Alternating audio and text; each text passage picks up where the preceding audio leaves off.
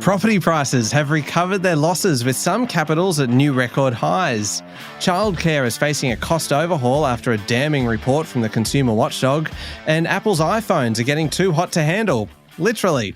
It is Monday, the 2nd of October, 2023. Welcome to Fear and Greed, Australia's best business podcast. I'm Michael Thompson, and welcome back, Sean Aylmer. Thank you, Michael. Delighted to be back. And look, I don't want to kind of make fun of anyone else going overseas from now, but when we got back from Europe, I noticed that the Aussie dollar hit a new low against many major currencies, and I don't care. I don't care. I've been fretting over it for 6 months. Now I just don't care. Jennifer Duke Jen did a fantastic job of filling in your absence, but we regularly discussed on the podcast how you were faring with the state of the Aussie dollar. Discussed is probably being generous. Yes. Laughed at. Yes. Me. Yes. That sort of thing. We were we were quite critical. We were poking quite a bit of fun at you from a distance, safe in the knowledge that you probably weren't listening. Well, the funny thing, we did quite a bit of driving, and so sometimes we'd just put the podcast on. And we'd listen to maybe a couple of podcasts just because obviously I'm interested.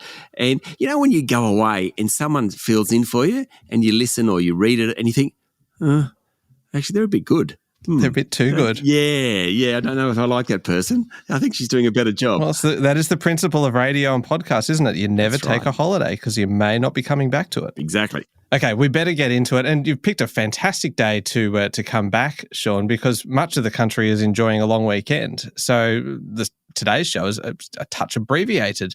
We have a great interview still coming up after the show. It is with Donahue D'Souza, who is Head of Investments at HSBC, who's actually giving us an update on their Investor Insight Survey. Because, Sean, you spoke to Don pretty much a year ago, almost to the day, about this survey. And this time he was talking to Jen about the latest findings. Yes. Now, I have had a listen because I'm interested. And basically, Jen and Don talked about people shifting to a more conservative investment strategy. That's what happens when, people are worried about uncertainty, particularly kind of that middle to older age group. They've definitely become more conservative. There are more young people getting into investing, and somewhat worrying, there's a drop in female investment activity. Well worth listen, that interview between Jen and Don D'Souza from HSBC. Yeah, it's a cracker. It's coming up a little bit later on, but the main story this morning, Sean, the housing recovery has pushed property prices in many major capital cities to record highs again. Not long ago, we were talking about how far prices would fall. Well, that's all a not-so-distant memory now. New data from PropTrack's Home Price Index, released yesterday, shows the fall in value over 2022, last year, has been fully recovered, or was fully recovered by the end of September this year in some capital cities. Adelaide, Brisbane and Perth are at new highs for home prices. Sydney's near a peak, just 0.3% below its record reached during the COVID pandemic. That, of course, is according to PropTrack. Now, CoreLogic's index doesn't quite put prices in most capital cities back at records yet, but it is definitely showing significant gains in some cities. Sydney house prices were up 1% over the month of September. Apartments were up 0.8%. That brings house prices up about 4.5% over the year. Apartment prices are up about 3% over the year. That's in Sydney, of course. In Melbourne, house prices are down 1.5% over the year, but recovered 0.3% last month, while apartments are up just a touch over the year and the month. Brisbane properties are up 1.3% over the month and just under 1% over the year. Now, nationally, home prices were up 0.8% over September. Remember, there was a 0.7% lift in August. Certainly, there's a little steam in the housing market. Sean, we are now a month into spring. You have missed the first month of spring, essentially, and it has been a pretty busy start to the spring auction season. It has. Now, the past weekend, of course, is the exception. It was quiet because of the public holiday for most states today. There was also some football grand finals. Congratulations to the winners. So things were a bit slower. But we have had auction volumes at levels not seen since Easter prior to this past weekend. And it's possible we'll see some year highs over the next few weeks as that spring selling season really kicks into gear. And this is all despite higher interest rates and expectations they may be kept higher for longer due to rising petrol prices, potentially feeding into higher costs of other goods and keeping inflation higher for longer. I must say that seems to be the thematic since I've come back. It's very much people are less worried about interest rates rising at the moment. And the Reserve Bank, of course, under Michelle Bullock meets tomorrow, and no one thinks they'll lift rates. But what's shifted is not so much that rates are going up, but they're going to stay high for longer. And that's kind of a fascinating shift, which has affected bond markets and equity markets as well.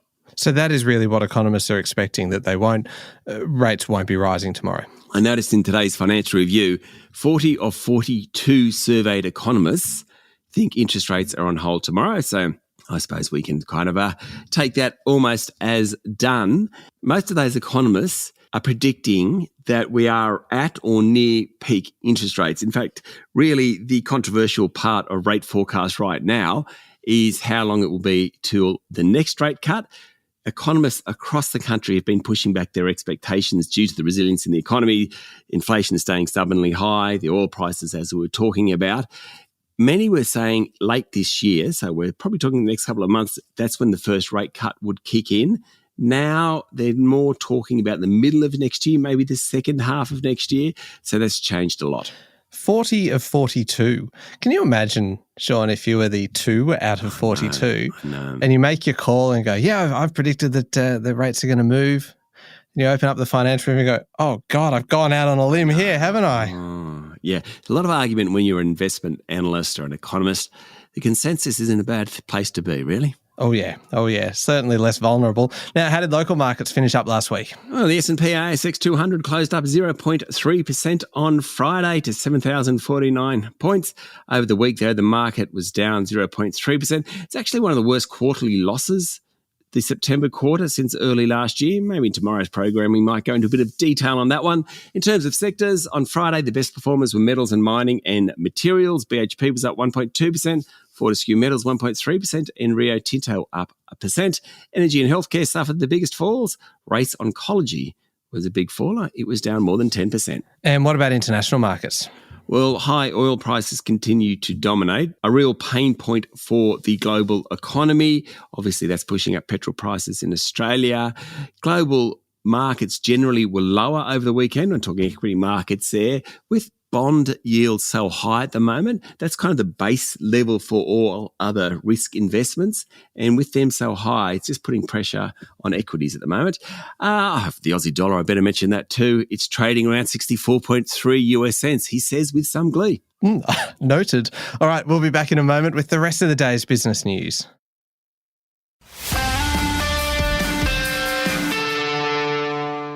Sean, with kids at home, I imagine childcare is at front of mind for many families this long weekend. It's also a focus for the government and the competition watchdog right now. The Australian Competition and Consumer Commission has released a damning report into the sector that shows fees have far outpaced inflation over the past 5 years. And it may lead to an overhaul, with the ACCC recommending the government intervene to control prices. The report found that Aussie families are worse off than their OECD peers on childcare costs, spending 16% of household income compared to 9% in other economies. And poorer families are paying the biggest out-of-pocket costs. It looks like the government is now prepared to take that intervention on board. That's the intervention the ACCC is talking about. Education Minister Jason Clare told Sky News yesterday, firstly, that he supports a name and shame approach towards childcare providers who charge over-the-top fees. Secondly, he said the former government's childcare cap, which was introduced in 2018, isn't working. Only 1 in 10 centres were charging above the cap before it was introduced. Now it's 1 in 5. He says, don't you think that sort of works against the idea of a cap? 10% were charging above it, so let's introduce a cap. Now there's 20%. I think that's a policy fail. Would you agree? I think that is a fairly safe policy fail, Sean. I think so. Jason Clare says there needs to be some reform to that cap. Nicely put. He did say he'd wait until the final report before acting on any recommendations formally, but obviously a clear indication of his thoughts about what needs to happen next. Yeah, sounds like it. Now, Independent Senator David Pocock is the latest to criticise Labor's planned misinformation laws on the basis that they may threaten free speech. He wants the bill to be amended to deal with the concerns. The basis of the issue is the plan to give the media regulator, the Australian Communications and Media Authority, the ability to penalise tech giants like Facebook, TikTok, X, if they don't pull down misinformation. This has attracted fears from the Australian Human Rights Commission, lawyers and other human rights experts, that it comes too close to censorship. Really tricky issue, this one. Pocock, whose vote may be critical to Labor on this legislation, told the Sydney Morning Herald that he didn't think the bill strikes the right balance between misinformation, disinformation and freedom of expression. He's pleased with the approach of releasing a draft to let people raise concerns, but says that as it currently stands, he's very concerned and won't support it. One issue he finds especially galling is a decision to exempt government content from including misinformation and disinformation. As he said, it creates a double standard and will have a chilling effect on political speech. I think that's fair enough. Why would you actually say the government doesn't have to get caught up with this legislation? I would have thought that this legislation was most important for political parties. Yeah, I would have thought so too. Now, Resources Minister Madeleine King has faced off against the European Union, Sean, even going so far as to tell them to give more respect to Australia in long-running free trade agreement negotiations. It's all about the resources sector. King doesn't want restraints on Australia's ability to set its own policies on critical minerals in particular. But the European Union wants a free trade deal to lock exporters into charging the same price domestically as they do abroad for gas and critical minerals. This could potentially affect local policies that help lower prices for Aussie households. King said she wants the EU to pay a bit more respect in relation to the resources sector, saying Australia needs to be aware of its own interests and has asked Europe to reconsider. But the EU has successfully included these sorts of terms in other free trade agreements, including with Chile over energy and raw materials. Now, Sean, I don't know whether you've had a chance to, being away and all, get one of the new iPhones yet. I know you like to update your phone fairly regularly to the iPhone 15. I must say, my carrier is Telstra and I have an iPhone 14. And basically I was having real trouble getting internet connection and I was furious at Telstra. As it turned out, it was an app I was using, so it was totally my fault. But let's just park that part of it. So I was on the phone to Telstra at one point for 2 hours while overseas and I was getting upset. And the guy was fantastic. He was patient with me the whole lot. Anyway, at the end of the 2 hours, and I said, but my phone is still not working. He goes, Sean, have you considered upgrading to an i15? And I thought, oh, that is brilliant. Well played, sir. That is... you have put up with my crap for 2 hours. I'm angry. And he said, would you like it? Have you thought about an iPhone 15? He was trying to on-sell me after 2 hours of arguments. And that is why they say these calls are recorded for training and other purposes, because that guy will be replaying that at the Christmas party and he will be winning the Upsell of the Year award for Telstra. And I have to, hasten to add here, totally my fault. Nothing to do with Telstra. Isn't that embarrassing when you kind of get all up in arms and say the product's not working and all of this, and they talk you through it and it takes a long time and in the end it is entirely user error? It happened twice. After 1 week, they stopped taking my $10 out and I rang up furious saying, why aren't you doing it? And they said, your credit card has expired, sir. Right, okay. And then after about week 3, when it all went the wrong way, and anyway, I downloaded some app that was overly secure, shall we say. Anyway.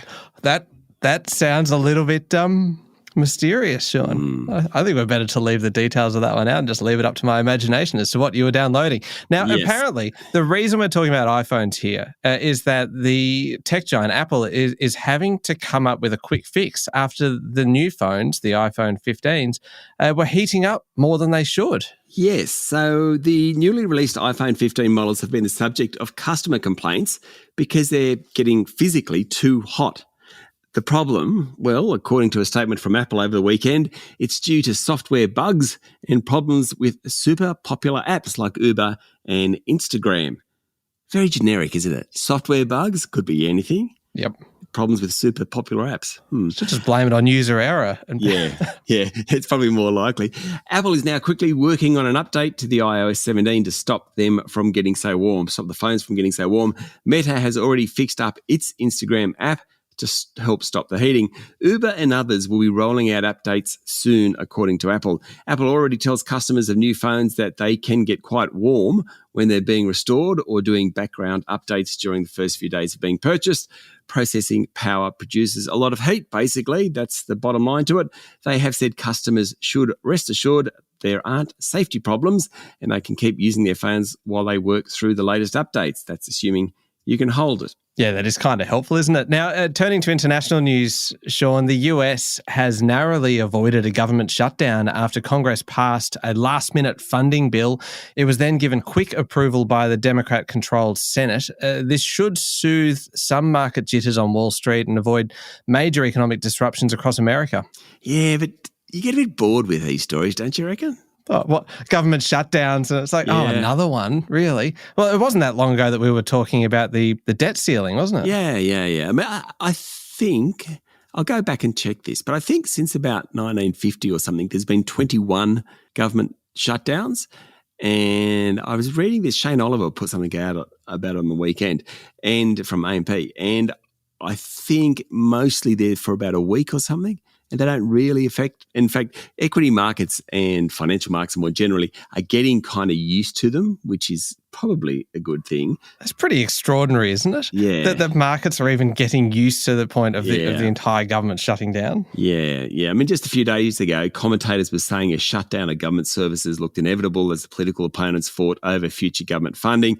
It would have left 4 million government workers without pay. That's kind of the bottom line. It would have closed major services, passport processing, financial regulators, those sorts of people. Now, Republican Speaker Kevin McCarthy is the person under pressure. He abandoned earlier plans for a partisan bill. The amended package no longer includes key aid to Ukraine. It does include a $16 billion US dollar in extra federal disaster assistance. Basically, it means the US and the markets can sort of breathe a sigh of relief, at least for about 6 weeks till November, when we're going to go through it all over again. Now, final story, Sean, and surprise, surprise, you've just returned from holidays and suddenly holiday-themed stories start sneaking into the podcast. Oh, well. Just a coincidence, I'm sure. Yes. Travel and holiday rental website Booking.com has been caught up in allegations that it isn't paying hotel operators and tourism businesses across the world. Social media has been full of stories with claims the website is failing to pay businesses using the service and they can't get access to customer service, leading to some trying to contact the CEO directly and tracking down staff members on Facebook, etc. When holidaymakers pay through the site, Booking.com takes a payment and is meant to give the company the money after taking its slice of commission.